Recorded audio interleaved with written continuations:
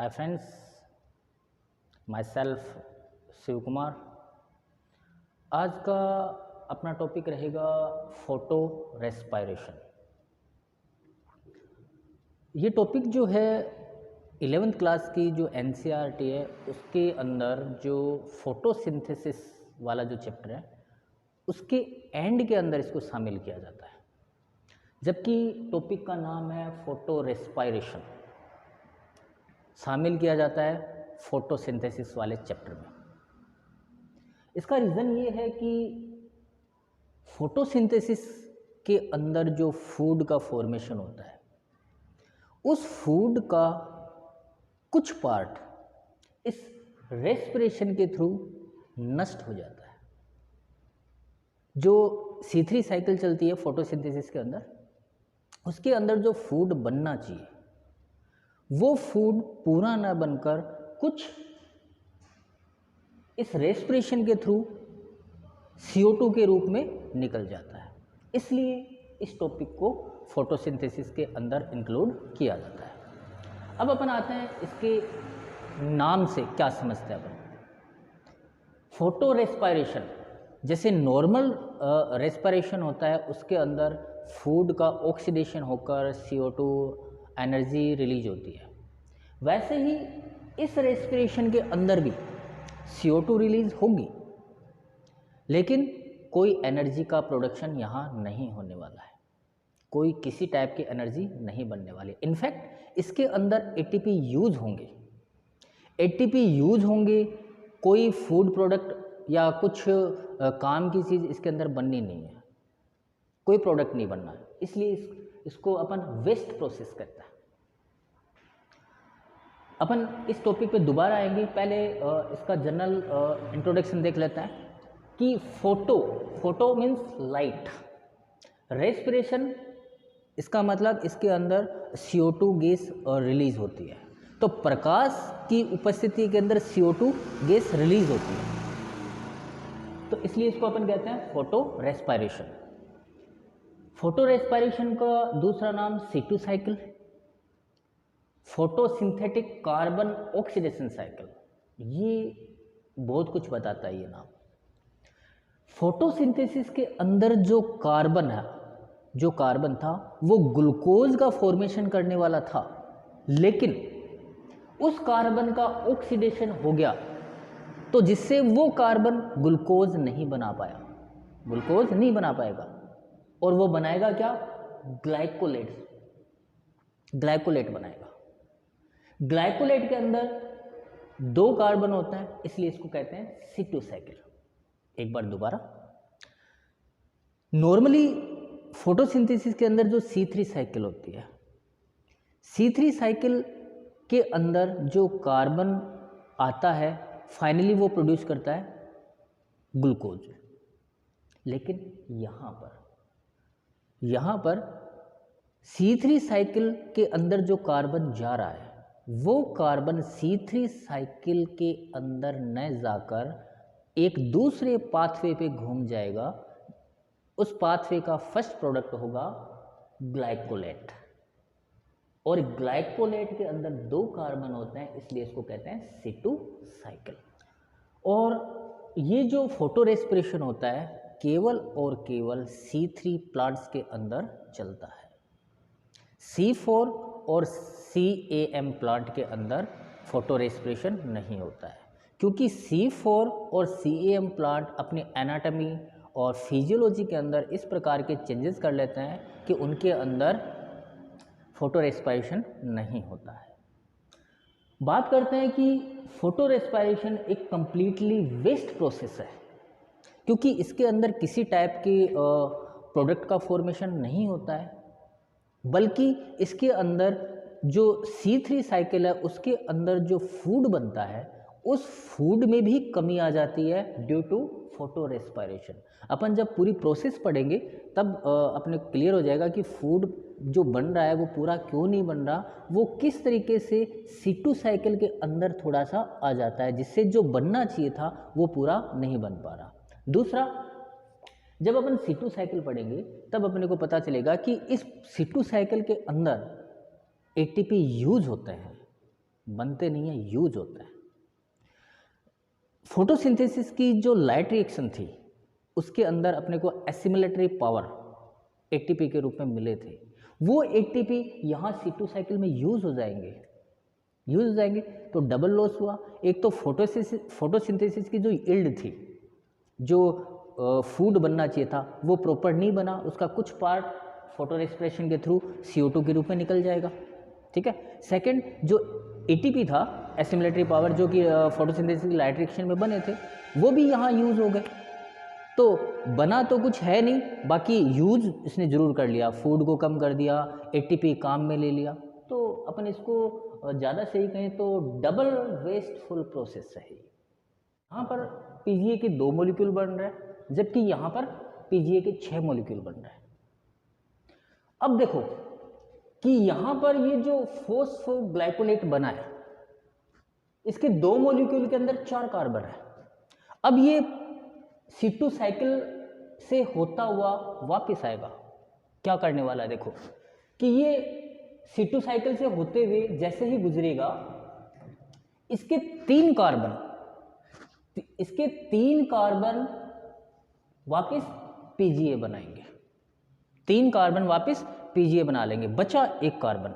वो 1 कार्बन निकल जाएगा CO2 के रूप में। इसका मतलब ये हुआ कि 3 कार्बन की वापस रिकवरी कर ली जाएगी, क्योंकि फॉस्फोग्लाइकोलेट के अंदर 4 कार्बन है, 2 मॉलिक्यूल के अंदर 4 कार्बन है। 4 में से 3 की वापस रिकवरी की जाएगी, जिससे 1 मॉलिक्यूल पीजीए का बनेगा। तो 2 मॉलिक्यूल पीजीए के वैसे बने थे, 1 यहाँ से आ गया, तो टोटल मॉलिक्यूल हो गए 3 पीजीए के। इसका मतलब ये हुआ कि इस C2 साइकिल से 3 कार्बन की वापस रिकवरी हो गई। इसका मतलब टोटल 4 कार्बन थे, 4 में से 3 रिकवरी हो गई, बचा 75%। मतलब 75 कार्बन की वापस रिकवरी हो जाती है इस पूरी प्रोसेस के अंदर। 1 मॉलिक्यूल था वो CO2 के रूप में निकल जाएगा। अब CO2 के रूप में निकला है, इसीलिए इसका नाम है फोटो रेस्पिरेशन। तो थोड़ी क्षतिपूर्ति जरूर हुई है पीजीए की, लेकिन फिर भी 3 ही मॉलिक्यूल हुए, यहाँ पर हुए 6 मॉलिक्यूल। इसलिए फूड की जो बनने की जो दर होती है वो C3 की तुलना में फोटो रेस्पिरेशन के अंदर कम हो जाती है। अब अपन समझने की कोशिश करते हैं फोटो रेस्पिरेशन को डिटेल से। फोटो रेस्पिरेशन की जो प्रोसेस है वो 3 सेल ऑर्गेनेल में कंप्लीट होती है, 3 कोशिकांगों में पूरी होती है। याद रखने के लिए अपन इनको बोल सकते हैं PCM। P मतलब पेरोक्सिसोम, C मतलब क्लोरोप्लास्ट और M मतलब माइटोकॉन्ड्रिया। यहाँ पर सबसे पहले क्लोरोप्लास्ट के अंदर जैसे ही O2 की कॉन्सेंट्रेशन ज़्यादा होती है, तो ये जो रूबिस्को एंजाइम है, रूबिस्को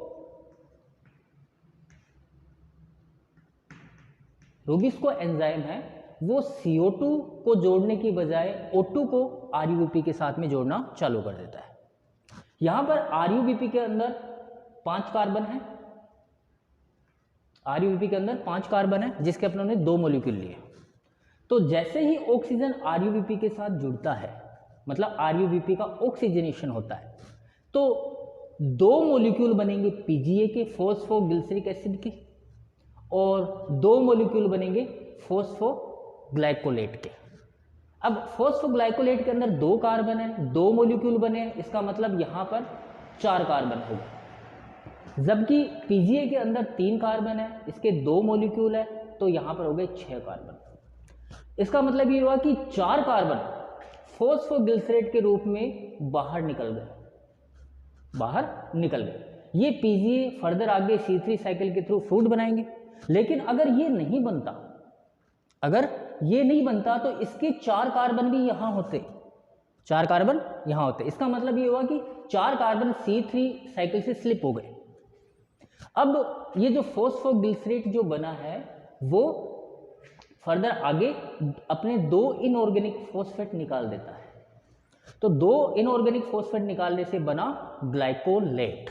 इसके भी 2 मॉलिक्यूल है, इसके अंदर भी प्रत्येक के अंदर 2 कार्बन है। अब ये जो ग्लाइकोलेट बना है ये गया पेरोक्सिसोम के अंदर। तो ग्लाइकोलेट पेरोक्सिसोम के अंदर 2 कार्बन है और 2 मॉलिक्यूल है। अब ये ग्लाइकोलेट जो है वो ऑक्सीडाइज होता है, ऑक्सीडाइज होने से बना ग्लाइऑक्सिलेट, कार्बन और मॉलिक्यूल सेम है क्योंकि ऑक्सीडाइज हुआ है। यहाँ पर एक बहुत ही इंपॉर्टेंट काम हो रहा है इस स्टेप के अंदर, ग्लाइकोलेट से ग्लाइऑक्सिलेट बनते समय एक इंपॉर्टेंट प्रोसेस हो रही है।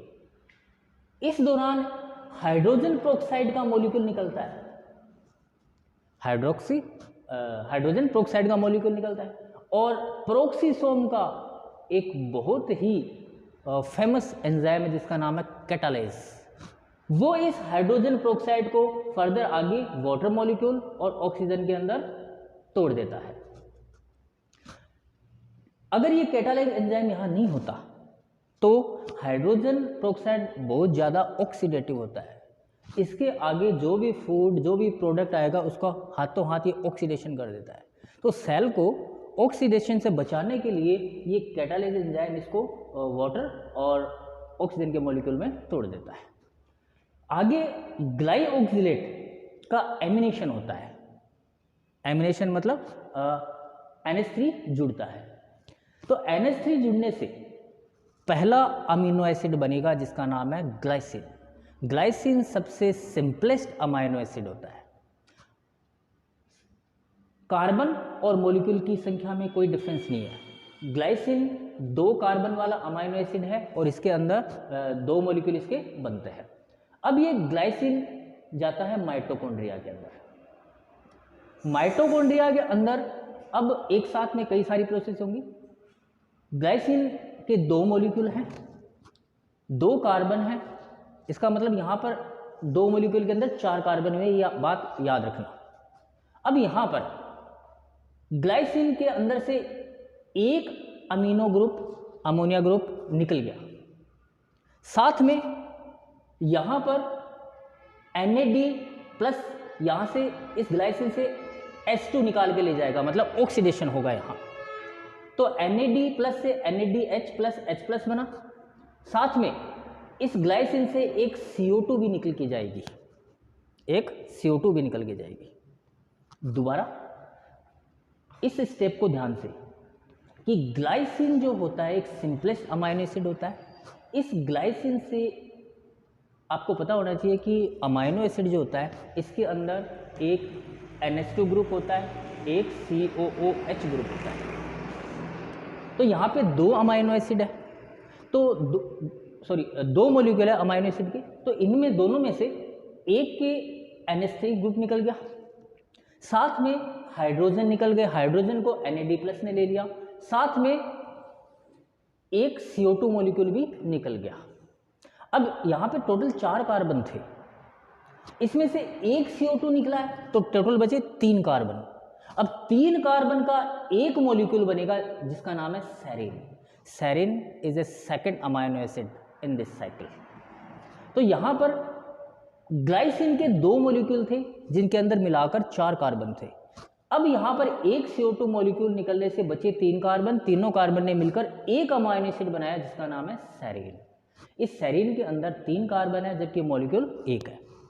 अब ये सेरीन जाएगा वापस पेरोक्सिसोम के अंदर, चूंकि अमीनो एसिड है, अमीनो एसिड के अंदर NH2 ग्रुप और COOH ग्रुप दोनों होता है। तो जैसे ही सेरीन पेरोक्सिसोम के अंदर जाता है इसका दोबारा क्या होता है, डीएमिनेशन होता है, मतलब एक NH2 ग्रुप और निकल जाएगा।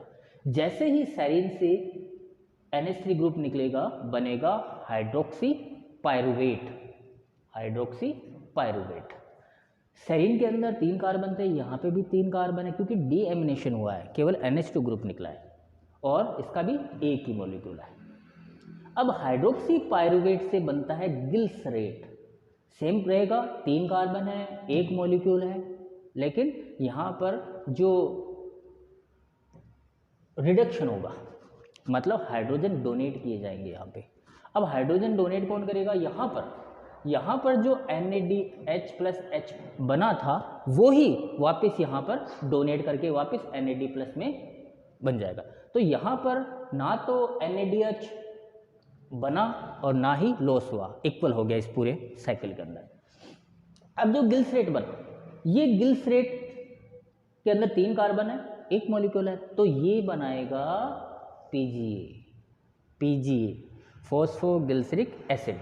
लेकिन इस प्रोसेस के दौरान एक एटीपी खर्च होगा, क्योंकि गिल्स रेट के अंदर फॉस्फोरस नहीं है। इसके साथ जैसे ही फॉस्फोरस जुड़ेगा ये बन जाएगा पीजीए, फॉस्फोरस जोड़ेगा कौन, एटीपी, यानी कि ये स्टेप कहलाएगा फॉस्फोराइलेशन। अब इस पूरे ओवरऑल प्रोसेस में देखो तो यहाँ पर एटीपी खर्च हो रहा है, यहाँ पर CO2 निकल रहा है, तो CO2 निकल रहा है फोटो रेस्पिरेशन, जबकि एटीपी खर्च हो रहा है यहाँ पे। अब इस पूरे प्रोसेस में अपन एक बार देखें तो जो पहले बात आई थी वो दोबारा आएगी कि ये पूरी साइकिल चली ही क्यों, क्या प्रिंसिपल रहा इसका, कि यहाँ पर जो 4 कार्बन स्लिप हुए थे इस C3 साइकिल से बाहर की तरफ निकले थे, इन 4 कार्बन, ये जो 4 कार्बन ये पूरे स्टेप से घूमते हुए 3 सेल ऑर्गेनेल से होते हुए 3 कार्बन वापस लौटा दिए इसने। नहीं तो फूड की एफिशिएंसी बहुत ज़्यादा कम हो जाती है, फोटोसिंथेटिक यील्ड बहुत कम हो जाती है, यानी कि भरपाई हुई इस पूरे रास्ते से, थोड़ी बहुत तो वापस हुई, अदरवाइज 4 कार्बन पूरे स्लिप हो जाते। तो फोटो रेस्पिरेशन से इस पूरे रास्ते से होते हुए 3 कार्बन पीजीए के थ्रू वापस लौटा दिए जाते, अदरवाइज यहाँ पे 2 मॉलिक्यूल होते, ठीक है, और इस रास्ते से वापस 1 मॉलिक्यूल वापस लौटा दिया गया और 1 मॉलिक्यूल CO2 के रास्ते से बाहर निकल गया। तो फूड बना लेकिन कम बना, एटीपी खर्च हुआ, CO2 निकली। ये था पूरा प्रोसेस फोटो रेस्पिरेशन का। थैंक यू, धन्यवाद।